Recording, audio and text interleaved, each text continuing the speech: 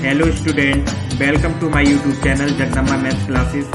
यदि आप इस चैनल को पहली बार विजिट कर रहे हैं तो इस चैनल को सब्सक्राइब करते हुए बेल आइकन को दबाना ना भूलें।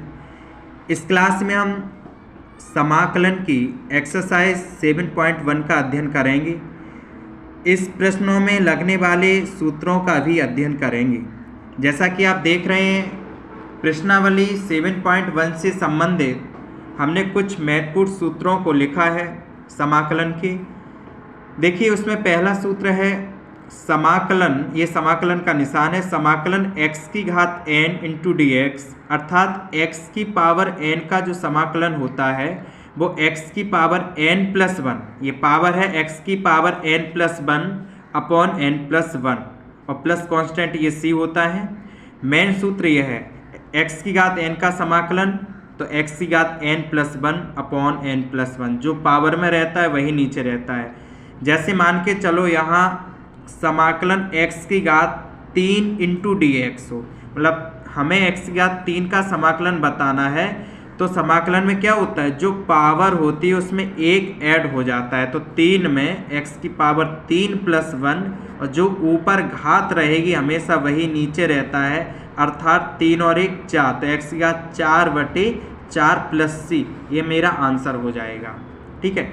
इसी प्रकार दूसरा सूत्र है कि 1 इंटू डी एक्स, अर्थात 1 का समाकलन x होता है और cos x का समाकलन sin x और sin x का समाकलन माइनस के cos x होता है। e की पावर x का समाकलन वही रहता है, e की power x plus c, constant सभी में लगाना है। sec स्क्वायर x का समाकलन tan x होता है और cosec स्क्वायर x का समाकलन माइनस cot x होता है। इसी प्रकार और दो महत्वपूर्ण सूत्र हैं, sec x into tan x, इसका समाकलन sec x होता है और cosec x into cot x, इसका समाकलन माइनस cosec x होता है। तो ये कुछ महत्वपूर्ण प्रश्न हैं 1 से लेकर 9 तक हमने लिखे हैं, जो एक्सरसाइज 7.1 में प्रयोग होंगे।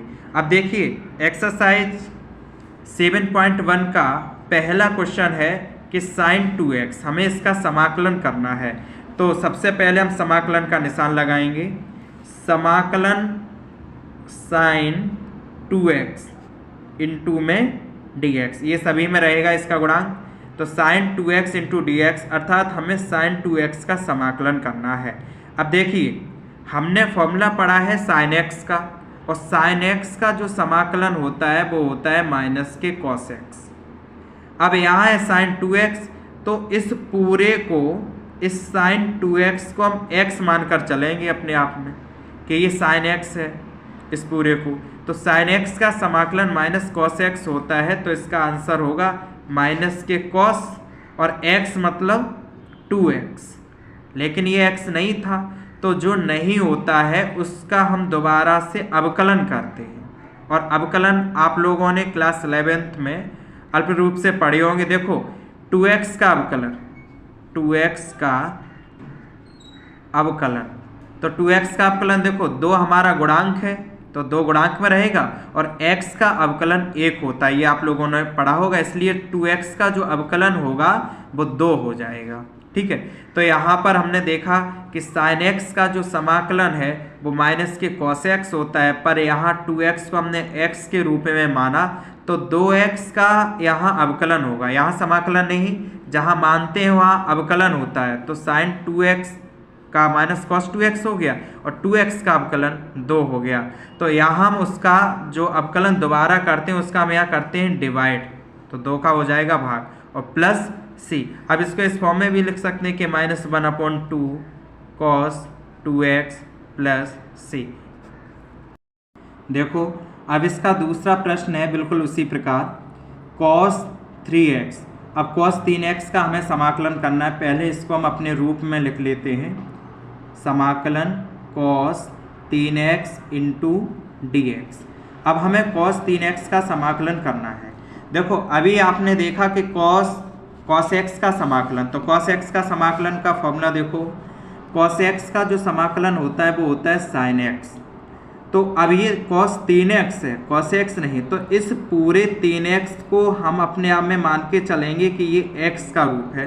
तो cos x, तो cos x का समाकलन होता है साइन एक्स तो साइन और x मतलब 3x, ठीक है। और अभी हमने पिछले सवाल में देखा कि जो मानते हैं उसका दोबारा से हम अवकलन करेंगे, तो 3x का अवकलन यहाँ करूँ, 3x का अवकलन और आप लोगों ने फर्स्ट ईयर में पढ़ा होगा कि d/dx लिख लेते हैं अवकलन के लिए 3x, तो 3 गुणांक है और x का अवकलन 1 अर्थात 3x का अवकलन 3 आया। जैसे वहाँ 2 आया था वैसे यहाँ 3, और यहाँ तो हम 3 का डिवाइड कर देंगे और प्लस के c। अब चाहो तो इसको ऐसे लिख लो 1/3 साइन 3x प्लस c। इसी प्रकार देखिए इसका नेक्स्ट प्रश्न, क्वेश्चन नंबर 3, और 3 में है e⁻²x। अब इसको अपने रूप में लिखेंगे समाकलन e⁻²x इंटू dx। अब देखो इसमें फॉर्मूला प्रयोग होगा e⁻x का, और e⁻x का समाकलन होता है e⁻x ही, अर्थात जो है वही रहेगा। लेकिन क्या यहाँ e⁻x है? नहीं, e⁻2x है, इसलिए इस 2x को हम x के रूप में मानेंगे। तो e⁻x का समाकलन तो e⁻x रहेगा, तो e⁻x मतलब वही जो होता है वही 2x। लेकिन इसको हम दोबारा करेंगे तो यहाँ होता है अवकलन, तो 2x का जो अवकलन होगा d/dx 2x। तो अभी हमने देखा था कि 2 हमारा गुणांक रहेगा, x का अवकलन 1 तो 2 हो गया। तो इसी प्रकार यहाँ भी 2 का डिवाइड हो जाएगा और प्लस के c। अब देखिए इसी प्रकार चौथा प्रश्न है हमारा ax प्लस v का होल ऑफ स्क्वायर। अब हमें इसका समाकलन करना है, तो देखो ax प्लस v का whole of square into dx। अब देखो इस पूरे को अभी हमने घात वाला समाकलन में क्या देखा कि x की पावर n, अभी देखा हमने कि x की घात अगर 3 का हम समाकलन करें तो x की घात 4/4 हो जाता है, मतलब पावर में 1 ऐड हो जाता है। उसी प्रकार इस पूरे को हम मान के चलेंगे x का रूट, इस पूरे को x मानेंगे। अब x स्क्वायर का समाकलन क्या होगा? तो एक घात बढ़ जाएगी, अर्थात ax प्लस b की पावर 2 है ना, तो 2 में एक घात बढ़ जाएगी, और जो घात में रहता है जैसे यहाँ था, जो घात में 4 है तो नीचे भी 4 आएगा, तो जो घात में 2 + 1 वही नीचे आएगा। अब इसको सॉल्व करो तो ax प्लस b की पावर 2 और 1 3, और यहाँ भी नीचे कितना हो जाएगा 3। हाँ, उससे पहले अभी हमने क्या देखा कि इसको हमने x का फॉर्म माना लेकिन था नहीं, इसलिए इसका यहाँ अवकलन होगा। तो अवकलन के लिए देखो ax प्लस v का अवकलन, तो यहाँ a हमारा गुणांक है और x का अवकलन 1 और v का अवकलन 0 हो जाता है। किसी भी संख्या कांस्टेंट का अवकलन 0 होता है, इसलिए a का गुणा जब 1 में होगा तो a रहेगा और 0 का कोई मतलब नहीं, तो यहाँ a आया, अर्थात यहाँ a से डिवाइड होगा, क्योंकि हमें पहले करना होगा तो यहाँ 1/a लगा देते हैं, ठीक है। तो यहाँ 3a हो जाएगा, देखो 2 और 1 3, और 3 में जब a का गुणा होगा तो 3a, और यहाँ प्लस के c लगा दो, इसका समाकलन ये हो गया। अब 5वां प्रश्न देखो, 5वें प्रश्न में है साइन 2x माइनस 4e⁻3x, इसका समाकलन करना है। तो इसको देखो, चाहो तो अलग अलग कर लो या एक साथ में कर सकते हैं। समाकलन साइन 2x माइनस 4e⁻3x और इंटू में dx। अलग करने का मतलब ऐसा कि साइन 2x इंटू dx इसका समाकलन अलग कर लो और माइनस लगाकर 4e⁻3x इंटू dx इसका समाकलन अलग कर लो।